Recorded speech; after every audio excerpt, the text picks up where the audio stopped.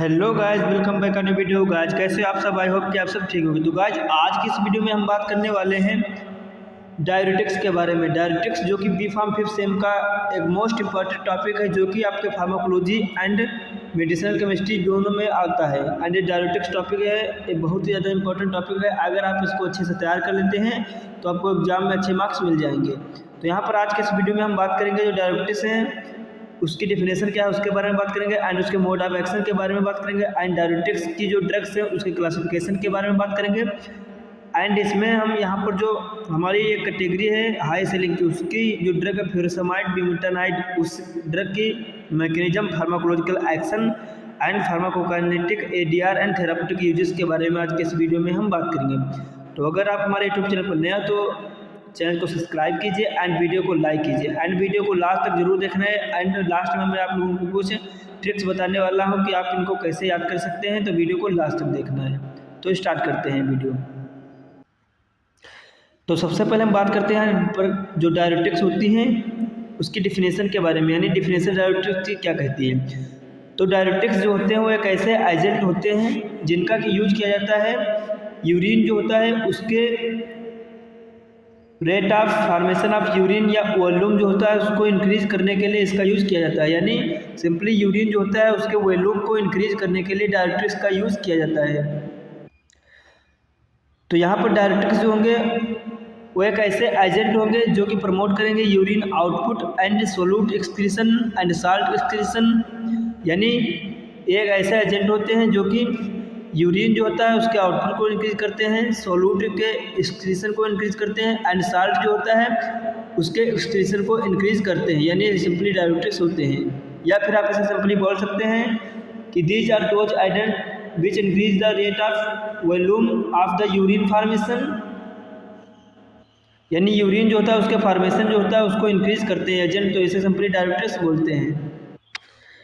And यहाँ पर कुछ दिए हैं जैसे कि नाइट्रोयूरेटिक्स जो होते हैं वो एक ऐसे एजेंट होते हैं जो कि इंक्रीज करते हैं sodium excretion from the kidney. यानी सोडियम आयन चैनल जो होते हैं हमारे किडनी में, एंड क्लोरीन आयन चैनल होते हैं, पोटेशियम आयन चैनल होते हैं, यानी डिफरेंट टाइप्स के आयन चैनल जो होते हैं हमारे किडनी में प्रेजेंट होते हैं। तो यहाँ पर नाइट्रोयूरेटिक्स जो होते हैं एक ऐसी ड्रग्स होती हैं जो कि सोडियम आयन चैनल जो होता है उसके एक्सक्रीशन यानी आउटपुट जो होता है उसको इंक्रीज करते हैं किडनी में, तो इसे सिंपली नाइट्रोयूरेटिक्स बोलते हैं हम। एंड यहाँ पर है एक्वायूरेटिक, यानी एक्वायूरेटिक ऐसी ड्रग्स होती हैं जो कि इंक्रीज करती हैं वाटर का एक्सक्रीशन फ्रॉम द किडनी। यानी एक्वा मीन्स वाटर होता है, आपको सिंपली पहले से ही पता होगा कि एक्वा मीन्स वाटर होता है। तो एक्वा यूरेटिक्स मीन्स एक्सक्रीशन, तो यहाँ पर एक्वा यूरेटिक्स ऐसी ड्रग्स होगी जिसका कि यूज किया जाएगा वाटर के एक्सक्रीशन के लिए, तो यहाँ पर सिंपली एक्वा यूरेटिक्स बोलेंगे। तो ये सिंपली इसकी डिफिनेशन हो जाएगी कि डायरेटिक्स क्या होती हैं। तो अब हम यहाँ पर बात करने वाले हैं जो मोड ऑफ एक्शन होता है डायरेटिक्स का। वो मोड ऑफ एक्शन यानी डायरेटिक्स जो होती हैं वो कैसे वर्क करती हैं यूरिन जो होता है उसका फॉर्मेशन में, जिसको कि आप स्टार्टिंग से पढ़ते चले आ रहे होंगे कि यूरिन जो होता है उसका फॉर्मेशन किडनी में होता है। किडनी में जो हमारा नेफ्रॉन होता है, नेफ्रॉन में ही यूरिन का फॉर्मेशन होता है, वही फिल्ट्रेशन होता है, एंड यूरिन जो होता है उसका एक्सक्रीशन वही किडनी से होता है। तो उसके मोड ऑफ एक्शन के बारे में हम बात करेंगे। तो यहाँ पर ये इस प्रकार से कुछ स्ट्रक्चर है जो है नेफ्रॉन का स्ट्रक्चर है, यानी ये नेफ्रॉन का स्ट्रक्चर है, यहीं पर यूरिन का जो है फॉर्मेशन होता है, तो उसके बारे में बात करेंगे। तो यहाँ पर नेफ्रॉन जो होता है उसके हेड पार्ट्स में जो होता है उसे सिंपली ग्लोमेरुलस के नाम से जानते हैं। एंड यहाँ पर जो होता है यहाँ पर पीसीटी यानी प्रॉक्सिमल कन्वोल्यूटेड ट्यूब्यूल यहाँ पर प्रेजेंट होता है। एंड यहाँ पर कॉर्टेक्स जो होता है मेडुला कॉर्टेक्स होता है, एंड लूप ऑफ हेनले होता है यहाँ पर ये पार्ट, एंड यहाँ पर TAL होता है ये पार्ट जो होता है TAL यानी thick ascending limb of loop of Henley होता है। एंड यहाँ पर DCT होता है, आप सिंपली पढ़ते चले आ रहे होंगे स्टार्टिंग से। एंड यहाँ पर कलेक्टिंग डक्ट जो होता है लास्ट में कलेक्टिंग डक्ट होता है, यहाँ से यूरिन जो होता है उसका एक्सक्रीशन होता है। तो ये इस प्रकार से कुछ इसका स्ट्रक्चर होता है नेफ्रॉन का। तो अब हम बात करते हैं सबसे पहले यहाँ पर जो फिल्ट्रेशन होगा यूरिन का, वो ग्लोमेरुलस कैप्सूल जो होता है यहाँ पर एक प्रेजेंट होता है जिसे गोमेन कैप्सूल के नाम से जानते हैं, यहाँ पर इसका फिल्ट्रेशन होता है। फिर उसके बाद जो हमारा था यानी यूरिन होता है यहाँ पर PCT में आता है, यानी प्रॉक्सिमल कन्वोल्यूटेड ट्यूब्यूल्स में आता है। फिर उसके बाद यहाँ पर आते यहाँ पर जो सोडियम बाइकार्बोनेट है उसका एब्जॉर्प्शन होता है PCT में। एंड यहाँ पर फिर उसके बाद जो सोडियम यहाँ पर होता है वो 65 to 70% एब्जॉर्ब हो जाता है। फिर यहाँ पर कुछ अमाउंट जो वाटर होता है वो भी ऑब्जर्व होता है। फिर उसके बाद यहाँ पर जो हमारा वाटर फिल्ट्रेट होता है वो लूप ऑफ हेनले में आता है। लूप ऑफ हेनले में आने के बाद यहाँ पर thick ascending limb of loop of Henley में जाता है। फिर यहाँ पर भी 25% जो होता है सोडियम एंड पोटेशियम जो होता है उसको एब्जॉर्ब कर लेता है loop thick ascending limb loop of Henley. और यहाँ पर क्लोरीन जो होता है उसका भी एब्जॉर्प्शन होता है। फिर यहाँ पर DCT में आता है। DCT में आने के बाद यहाँ से फिर 5% जो NaCl यानी बचा था उसको भी एब्जॉर्ब कर लेता है। एंड फिर उसके बाद यहाँ पर सिंपली कलेक्टिंग डक्ट में आता है। कलेक्टिंग डक्ट में आने पर यहाँ पर जो सोडियम होता है उसका absorption and potassium hydrogen ions होते हैं उसका एब्जॉर्प्शन होता है। एंड फिर यहाँ पर जो बचा हुआ हमारा यूरिन होता है उसका एलिमिनेशन जो होता है वो यहाँ पर हो जाता है। तो यहाँ पर यूरिन का एक्सक्रीशन कुछ इस प्रकार से होगा। तो अब हम बात करेंगे कि mode of action of diuretics के बारे में, यानी डायरेटिक्स जो होंगी उसका मोड ऑफ एक्शन कैसे होगा, यानी कैसे एक्ट करेंगी डायरेटिक्स जो होंगी हमारे नेफ्रॉन के ऊपर, उसके बारे में हम बात करेंगे। तो यहाँ पर सबसे पहले जो फिल्ट्रेशन होगा, फिर फिल्ट्रेशन होने के बाद यहाँ पर जो बाइकार्बोनेट होगा उसको यहाँ पर इनहिबिट करेगा। कार्बोनिक एनहाइड्रेज इनहिबिटर जो होगा वो यहाँ पर इसको इनहिबिट करेगा। जब इसको यहाँ पर बाइकार्बोनेट को इनहिबिट करेगा तो उसके बाद यहाँ पर सोडियम का जो एब्जॉर्प्शन हो रहा था, यहाँ पर एब्जॉर्प्शन जो 65 to 70% absorption sodium ion channel का हो रहा था उसको भी इनहिबिट करेगा। और यहाँ पर वाटर का एब्जॉर्प्शन जो हो रहा था उसको भी इनहिबिट कर देगा ये हमारा कार्बोनिक एनहाइड्रेज इनहिबिटर्स। फिर यहाँ पर लूप ऑफ हेनले में आपकी जो ड्रग होंगी जैसे कि लूप डायरेटिक्स जो होंगी वो यहाँ पर वर्क करेंगे। फिर यहाँ पर जैसे देख रहे होंगे लूप डायरेटिक्स जो होंगी वो sodium potassium chloride ion channel जो थे यानी को ट्रांसपोर्टर इसके जो एब्जॉर्प्शन हो रहा था टिश्यू सेल्स में उसको भी इनहिबिट कर देंगे। जब इसको इनहिबिट करेंगे तो यहाँ पर जो DCT में जाएंगे एंड DCT जो होगा यहाँ पर थायाजाइड ड्रग्स होंगी वो वर्क करेंगे। जब थायाजाइड वर्क करेंगे तो थायाजाइड जो होते हैं सोडियम क्लोराइड आयन चैनल जो होता है उसको ब्लॉक करती है यानी इनहिबिट करती हैं, एब्जॉर्प्शन को रोकती हैं। फिर उसके बाद यहाँ पर जो यूरिन होगा पास हो जाएगा। फिर यहाँ पर कलेक्टिंग डक्ट में जाएगा। कलेक्टिंग डक्ट में जाने पर यहाँ पर पोटेशियम स्पायरिंग डायरेटिक्स होंगी। पोटेशियम स्पायरिंग डायरेटिक्स जो होगी वहाँ पर सोडियम एंड पोटेशियम हाइड्रोजन का जो एब्जॉर्प्शन होता है उसको इनहिबिट करेंगे। फिर उसको इनहिबिट करने के बाद यहाँ पर जो वाटर होगा उसका अमाउंट बढ़ जाएगा क्योंकि यहाँ पर जब एब्जॉर्ब नहीं होगा यहाँ पर इनहिबिट हो जाएगा सभी का एब्जॉर्प्शन। तो जब एब्जॉर्प्शन इनहिबिट हो जाएगा तो यहाँ पर इसका अमाउंट जो होगा यूरिन का वो इंक्रीज हो जाएगा। यहाँ पर जैसे कि पहले 50 ml था, अब यहाँ पर 2 से 4 लीटर जो होगा यूरिन का एक्सक्रीशन होने लगेगा। तो इस प्रकार से डायरेटिक्स जो होंगे कुछ इनका मोड ऑफ एक्शन होगा। तो अब हम बात करते हैं क्लासिफिकेशन ऑफ डायरेटिक्स, यानी डायरेटिक्स जो हैं उनके क्लासिफिकेशन के बारे में बात करते हैं। यानी यहाँ पर कौन से ड्रग्स जो हैं वो डायरेटिक्स में यूज की जाते हैं उसके क्लासिफिकेशन के बारे में अब हम बात करते हैं। तो क्लासिफिकेशन ऑफ डायरेटिक्स जो है वो 3 कैटेगरीज में डिवाइडेड है। सबसे पहले तो यहाँ पर जो क्लास फर्स्ट होगी जैसे कि हाई सेलिंग डायरेटिक्स होती हैं, मीडियम इफिकेसी डायरेटिक्स होती हैं एंड वीक या एडजेक्टिव डायरेटिक्स, यानी लो इफिकेसी की जो डायरेटिक्स होती हैं उसे वीक एडजेक्टिव डायरेटिक्स बोलते हैं। तो यहाँ पर 3 क्लासेस में जो हमारा डायरेटिक्स का क्लासिफिकेशन है वो डिवाइडेड होगा। तो अब हम यहाँ पर पार्टिकुलरली क्लास के बारे में बात करते हैं। जैसे कि यहाँ पर जो हमारी ड्रग होगी जैसे कि हाई सेलिंग जो होगी, हाई सेलिंग में जैसे कि inhibitors of sodium potassium and chloride ion channels cold transporter, यानी यहाँ पर हाई सेलिंग जो होंगी वो सोडियम पोटेशियम और क्लोराइड के एब्जॉर्प्शन को इनहिबिट करेंगी। जैसा कि आप अभी मैकेनिज्म में देख रहे थे, हाई सेलिंग में हमारी जैसे लूप डायरेटिक्स आती हैं, लूप डायरेटिक्स जो होंगी वो यहाँ पर वर्क कर रही थी सोडियम पोटेशियम और क्लोराइड के एब्जॉर्प्शन को इनहिबिट कर रही थी। तो सिंपली ये जो ड्रग है हाई सेलिंग की, ये ड्रग हमारी लूप ऑफ हेनले पर वर्क करेंगी एंड यहाँ पर सोडियम पोटेशियम और क्लोराइड के एब्जॉर्प्शन को इनहिबिट करेंगे। इसमें ड्रग्स हो जाती हैं जैसे कि फ्यूरासामाइड हो गई, बेमेटानाइड हो गई, टॉर्सेमाइड हो गई। यहाँ पर 3 ड्रग आती हैं एंड इसमें एक ड्रग और आती है जैसे कि इथक्रेनिक एसिड के नाम से जानते हैं, यानी इथाक्रेनिक एसिड जो होती है वो भी एक हाई सेलिंग डायरेटिक्स की क्लास में आती है जो कि लूप ऑफ हेनले पर वर्क करती है। तो यहाँ पर हाई सेलिंग के बारे में बात हो गई। अब नेक्स्ट क्लास जो है वो है मीडियम इफिकेसी, यानी मीडियम इफिकेसी में जो होती थी वो हमारी ड्रग्स आती थी जैसे sodium and chloride ion channel symporter जो था उसको इनहिबिट कर रही थी, जैसे कि जो कि DCT यानी डिस्टल कन्वोल्यूटेड ट्यूबुल पर वर्क कर रही थी जो कि क्लोराइड एंड सोडियम के आयन चैनल का एब्जॉर्प्शन को इनहिबिट कर रही थी। तो यहाँ पर मीडियम इफिकेसी वाली ड्रग्स थी वो। इसमें जैसे कि जो मीडियम इफिकेसी और 2 क्लासेस में डिवाइडेड, जैसे फर्स्ट डायजवन बेंजोथायाडाइजिस एंड सेकंड डायजवन थायजाइड लाइक, यानी 2 क्लासेस में हमारी मीडियम एफिकेसी की ड्रग्स डिवाइडेड हैं। तो जो बेंजोथायजाइजिन्स में है हमारी वो ड्रग है जैसे कि हाइड्रोक्लोरोथायजाइड हो गई, हाइड्रोफ्लोमेथाजाइड हो गई एंड बेंजथायजाइड होगी, यानी 3 ड्रग्स यहाँ पर बेंजथायजाइड में आएंगी। यहाँ पर सेकंड क्लास जो है थायजाइड लगे, इसमें जैसे कि क्लोरथेलिडॉन हो गई, मेक्लोटाजोलिन हो गई, जिपामाइड्स होगी एंड इंडिपामाइड होगी। यहाँ पर 4 ड्रग्स जो होंगी वो हमारी थायजाइड क्लास की ड्रग्स होगी। एंड यहाँ पर नेक्स्ट जो हमारी क्लास है डायरेटिक्स की वो है वीक या लो एफिकेसी डायरेटिक्स। इसमें जैसे कि हमारी 3 क्लास में डिवाइडेड होगी। फर्स्ट है जो कार्बोनिक एनहाइड्रेज इनहिबिटर्स होगी, ऑस्मोटिक डायरेटिक्स होंगी एंड पोटेशियम स्पार्मिक डायरेटिक्स होंगी। तो कार्बोनिक एनहाइड्रेज इनहिबिटर्स जो होंगी उसमें ड्रग्स हमारे आएंगे जैसे कि एस्टाजोलामाइड हो गई, एंड ऑस्मोटिक ड्रग जो होंगी डायरेटिक्स हो जिसमें ड्रग आएंगे जैसे कि मैनिटॉल हो गई, आइसोसर्बाइड होगी, ग्लिसरॉल होगी। ये 3 ड्रग्स जो होंगी वो ऑस्मोटिक डायरेटिक्स की क्लास में आएंगी। एंड पोटेशियम स्पारिंग में जैसे कि स्पाइरेनोलेक्टोन हो गई, एप्लिरिनोन होगी एंड एमिलोराइड होगी। यहाँ पर 3 ड्रग्स आएंगी। तो इस प्रकार से कुछ क्लासिफिकेशन हो जाएगा डायरेटिक्स की ड्रग का, यानी ये ड्रग जो होंगी वो एज ए डायरेटिक वर्क करेंगी हमारे बॉडी पर। तो आई होप कि आपको क्लासिफिकेशन लर्न हो गया होगा। तो जैसा कि स्टार्टिंग में मैंने बताया था कि यहाँ पर हम आज के वीडियो में बात करने वाले हैं हाई सेलिंग ड्रग्स जो होंगे उसके pharmacological action, mechanism of action and यहाँ पर जो हमारी ड्रग होगी फ्यूरोसामाइड या ब्यूटानाइड उसके एक्शन के बारे में आज के इस वीडियो में हम बात करने वाले हैं। तो अब हम बात करेंगे इसके मोड ऑफ एक्शन के बारे में हाई सेलिंग ड्रग्स के।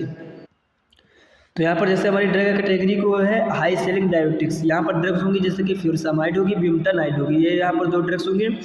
इसके हम सबसे पहले मैकेनिज्म ऑफ एक्शन यानी मोड ऑफ एक्शन के बारे में बात करेंगे कि जो ड्रग्स है इनका जो वर्क करने का एक्शन है वो कैसे है, मतलब कैसे वर्क करेंगे उसके बारे में बात करेंगे। तो यहाँ पर जो हमारी नेफ्रॉन था उसमें हम पार्टिकुलर एक पार्ट को लेते हैं जिसमें कि जो हमारी डायरेटिक्स से वर्क कर रही थी जैसे कि हाई सेलिंग वाली वो लूप ऑफ हेनले, यानी लूप ऑफ हेनले जो था ascending limb of loop of Henle पर वर्क कर रही थी। तो इसको हम लेंगे जैसे कि यहाँ पर हमारा जो होगा ल्यूमन होगा और यहाँ पर ब्लड होगा। ल्यूमन एंड ब्लड जो होगा इसमें जैसे कि वर्क करेंगे ड्रग्स होंगे जो कि limb of loop of Henle पर वर्क करेंगे। तो इसमें सिंपली जो हमारे जैसे कि sodium chloride and potassium ion channels थे वो हमारे जो ल्यूमन से ब्लड की तरफ जा रहे थे, ऑब्जॉर्ब हो रहे थे। तो एक्शन को मैंने बताया था जैसे कि तो यहाँ पर जो हमारे सोडियम होंगे वो यहाँ पर सोडियम आयन चैनल जो होंगे उनके थ्रू यहाँ पर ब्लड में जाएंगे, फिर यहाँ पर एब्जॉर्ब हो जाएगा जैसा कि आप देख रहे होगी। तो यहाँ पर ये ब्लड में चले जाएंगे एंड क्लोरीन आयन चैनल जो थे वो अभी हमारे ब्लड में जा रहे थे जैसे कि क्लोराइड आयन चैनल के थ्रू। तो यहाँ पर ये होंगे और पोटेशियम वाले थे जो पोटेशियम वाले से फिर से रिवर्सिबली होकर यहाँ पर फिर से हमारे ल्यूमन में ही रहेंगे, यानी ये ब्लड में नहीं एब्जॉर्ब होते थे तो ल्यूमन में ही प्रेजेंट रहेंगे। एंड यहाँ पर जो हमारी ड्रग होंगी फ्यूरोसामाइड वो वर्क ऐसा करेंगे जैसे कि इसको हम जूम करते हैं, आप लोगों को अच्छे से दिख नहीं रहा होगा। तो यहाँ पर जो सोडियम क्लोराइड एंड पोटेशियम को ट्रांसपोर्टर से वो ल्यूमन से ब्लड के और मतलब एब्जॉर्ब हो रहे थे। तो यहाँ पर जो हमारी ड्रग होगी फ्यूरोसामाइड जो कि हाई सेलिंग क्लास की ड्रग होगी, जब यहाँ पर ड्रग वर्क करेगी तो यहाँ पर इसके एब्जॉर्प्शन जो था उसको ब्लॉक कर देगी, यानी एब्जॉर्प्शन जो होगा उसको ब्लॉक कर देगी। जब एब्जॉर्प्शन को ब्लॉक कर देगी तो ना ये हमारे आयन चैनल थे वो ब्लड में जा पाएंगे, जब ब्लड में नहीं जा पाएंगे तो ये ब्लड में एब्जॉर्ब भी नहीं होंगे, जिसके थ्रू इनकी कंसंट्रेशन जो थी वो हमारे ल्यूमन में इंक्रीज हो जाएगी। जब ल्यूमन में इनकी कंसंट्रेशन इंक्रीज हो जाएगी तो जायज़ सी बात है कि यहाँ पर जो वाटर था उसके साथ साथ इसका भी अमाउंट जो होगा वो बढ़ जाएगा। जब इसका अमाउंट बढ़ जाएगा तो यहाँ पर वाटर जो होगा उसका अमाउंट ऑटोमेटिक ही इंक्रीज हो जाएगा। जब वाटर का अमाउंट इंक्रीज हो जाएगा तो ल्यूमन जो था ल्यूमन में हमारे वाटर का अमाउंट जो था वो इंक्रीज हो जाएगा। जब वाटर का अमाउंट इंक्रीज होगा तो हमारा यूरिन जो होगा उसका फॉर्मेशन ज़्यादा होगा, जिसके थ्रू यूरिन जो होगा उसका आउटपुट जो होगा वो बढ़ जाएगा, यानी यूरिन का अमाउंट जो होगा वो बढ़ जाएगा। तो इस प्रकार से फ्यूरोसामाइड जो ड्रग है वो हमारी वर्क करती है limb of loop of Henle, यानी ascending limb of loop of Henle पर ये ड्रग वर्क करती है। तो बहुत ही सिंपल सी मैकेनिज्म है, अच्छे से आपको इसको राइट डाउन कर लेना है। एंड यहाँ पर आप अगर अच्छे से इसको राइट डाउन करते हैं तो आपको इजीली लर्न भी हो जाएगी। जैसा कि यहाँ पर थ्योरी भी लिखा है जैसे फ्लो चार्ट में, जैसे कि furosemide block this sodium potassium and chloride symporter, जो सोडियम पोटेशियम क्लोराइड सिम्पोटेट है उसको ड्रग ब्लॉक करेंगे, जिसके थ्रू जो इन सोडियम क्लोराइड का रीअब्जॉर्प्शन होता था उसको इनहिबिट कर देगी, यानी ब्लड में एब्जॉर्प्शन इसका नहीं होगा। जब उसका एब्जॉर्प्शन ब्लड में नहीं होगा तो ये जो फ्यूरोसामाइड ड्रग थी वो इंक्रीज कर देगी excretion of sodium and chloride in urine, यानी यूरिन जो था उसमें क्लोराइड और सोडियम का जो अमाउंट होगा वो बढ़ जाएगा। जब क्लोराइड और सोडियम का अमाउंट बढ़ जाएगा तो यूरिन जो होगा उसका अमाउंट जो होगा ऑटोमेटिक इंक्रीज हो जाएगा। तो इस प्रकार से इसका मोड ऑफ एक्शन था। आई होप कि आपको समझ में आ गया होगा। तो हाई सेलिंग ड्रग्स जो होती हैं कुछ इस प्रकार से वर्क करती हैं यूरिन के फॉर्मेशन को इंक्रीज करने में। और अगर आपको इसके नोट्स चाहिए तो हमारे टेलीग्राम ग्रुप में आप ज्वाइन हो जाइए, वहाँ से आपको इसके नोट्स ईजिली मिल जाएंगे, जिसका कि लिंक डिस्क्रिप्शन बॉक्स में पिन है। तो नेक्स्ट अब हम बात करते हैं फार्माकोलॉजिकल एक्शन के बारे में, यानी जो हमारी ड्रग्स थी फ्यूरोसामाइड उसके फार्माकोलॉजिकल एक्शन के बारे में बात करते हैं। तो यहाँ पर जैसे कि फ्यूरोसामाइड ड्रग से उसका एक्शन जो होगा उस प्रकार से होगा जैसे कि रीनल वेसोडाइलेशन होगा, यानी रीनल में जो हमारी ब्लड वेसल्स होंगी उनका डायलेशन जब होगा, जब उसका डायलेशन होगा तो रीनल ब्लड फ्लो जो होगा वो इंक्रीज हो जाएगा, यानी बढ़ जाएगा। फिर इस प्रकार से जैसे कि इंक्रीज करेंगे कार्बोनिक एनहाइड्रेज को, जब कार्बोनिक एनहाइड्रेज जो होगा उसको इंक्रीज करेंगे तो जो कार्बोनिक एसिड था एंड फास्फेट था उसका लॉस जो होगा वो भी इंक्रीज हो जाएगा। एंड यहाँ पर सोडियम जो होगा उसका एक्सचेंज हो जाएगा पोटेशियम से, ज़्यादा एक्सचेंज होगा पोटेशियम से सोडियम का, तो जो पोटेशियम था उसका एक्सक्रीशन जो होगा वो भी इंक्रीज हो जाएगा, जिससे कि हाइपोकैलेमिया कॉज हो जाएगी। यानी जब पोटेशियम जो होगा उसका इंक्रीज मतलब एक्सक्रीशन जो होगा इंक्रीज हो जाएगा तो जो हमारा बॉडी होगी उसमें पोटेशियम की कमी हो जाएगी, जब कमी हो जाएगी तो हाइपोकैलेमिया सिंपली कॉज हो जाएगी। नेक्स्ट है जैसे कि फ्यूरोसामाइड जो होगी वो ब्लॉक करेगी सोडियम पोटेशियम और क्लोराइड सिंपोटर को, जिसके थ्रू इंक्रीज कर दी excretion of sodium and chloride, chloride और सोडियम के एक्सक्रीशन को इंक्रीज करेगी, जिससे कि यूरिन जो होगा उसका एक्सक्रीशन जो होगा या वॉल्यूम जो होगा वो बढ़ जाएगा। और नेक्स्ट है जैसे कि वेनोडाइलेशन करेगा आईबी में, जैसे जो हमारी वेन्स होंगी इंट्रावेनस उसमें वेनोडाइलेशन करेगा। जब वेनोडाइलेशन करेगा तो लेफ्ट वेंट्रिकल जो था उसमें प्रेशर जो होगा डाउन हो जाएगा, जिसके थ्रू रिड्यूस हो जाएगी पल्मोनरी एडिमा, यानी सेल्स जो थी उनका एब्जॉर्प्शन जो हो रहा था वाटर में वो कम हो जाएगा। यानी सेल्स में जब वाटर एब्जॉर्ब नहीं होगा, जब वाटर एब्जॉर्ब नहीं होगा जिसके थ्रू जो ल्यूमन होंगी उसमें अमाउंट इसका बढ़ जाएगा, तो यूरिन जो होगा उसका आउटपुट सिंपली बढ़ जाएगा। एंड नेक्स्ट अब हम बात करते हैं फार्माकोकाइनेटिक के बारे में, यानी इसकी जो फार्माकोकाइनेटिक्स है वो क्या है उसके बारे में बात करते हैं। यानी फार्माकोकाइनेटिक में simply how body act on drug, यानी बॉडी जो होती है ड्रग पे कैसा एक्ट करते हैं उसके बारे में बात करेंगे। तो उसका एब्जॉर्प्शन जो होगा ओरली इसका एब्जॉर्प्शन हो जाएगा, एंड आईबी से कर देंगे तो उसका एब्जॉर्प्शन मोर हो जाएगा, यानी बहुत ज़्यादा होगा, जैसे कि 10 मिनट में ही इसका एब्जॉर्प्शन हो जाएगा।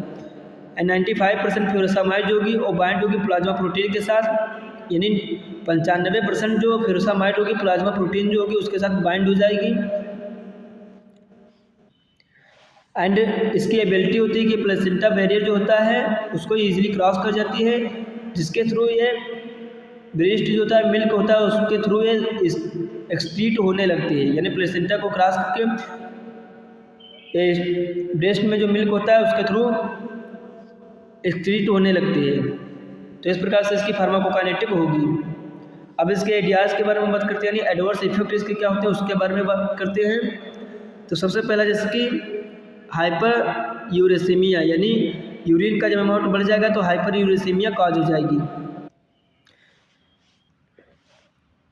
हाइपर कैल्सीमिया जैसे होगी, कैल्शियम जो होगा उसकी कमी हो जाना, एंड हाइपर ग्लाइसेमिया, यानी बॉडी में जब हम फ्यूरोसामाइड ड्रग दे रहे थे तो यहाँ पर एक जो हमारा ग्लूकोज होता है उसको एक्सक्रीशन जो था उसको इंक्रीज नहीं कर रहा था, उसको जब इंक्रीज नहीं करेगा तो यहाँ पर बॉडी में ग्लूकोज जो होगा उसका लेवल बढ़ जाएगा, जिसके थ्रू हाइपरग्लाइसीमिया काज होगी। जब हाइपरग्लाइसीमिया काज होगी तो ब्लड प्रेशर जो होगा अपने आप बढ़ जाएगा, जिससे कि ग्लूकोज लेवल जो होगा वो बढ़ जाएगा, तो हाइपरग्लाइसीमिया काज हो जाएगी। इसका एडीआर है, एंड वीकनेस महसूस होगी, नोजिया इसमें होगी, यानी इस प्रकार से इसके कुछ एडीआर होंगे।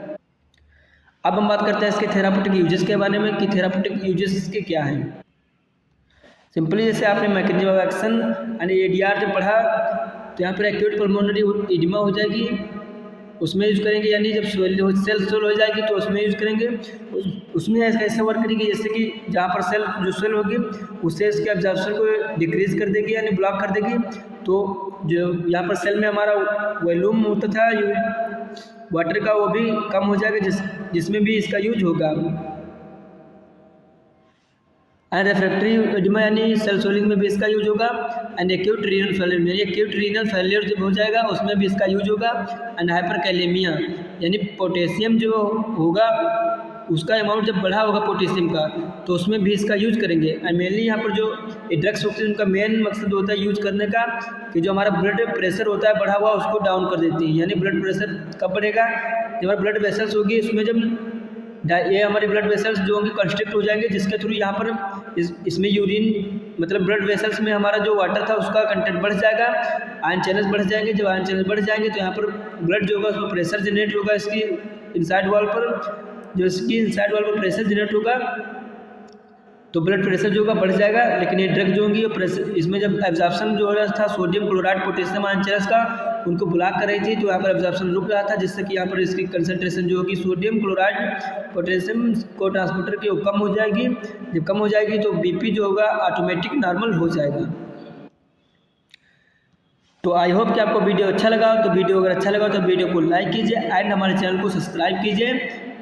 एंड नोट्स जो होंगे उसका लिंक आपको डिस्क्रिप्शन बॉक्स में मिल जाएगा, वहाँ से आप जाकर टेलीग्राम ग्रुप में जाकर नोट्स को डाउनलोड कर सकते हैं। Thank you friends.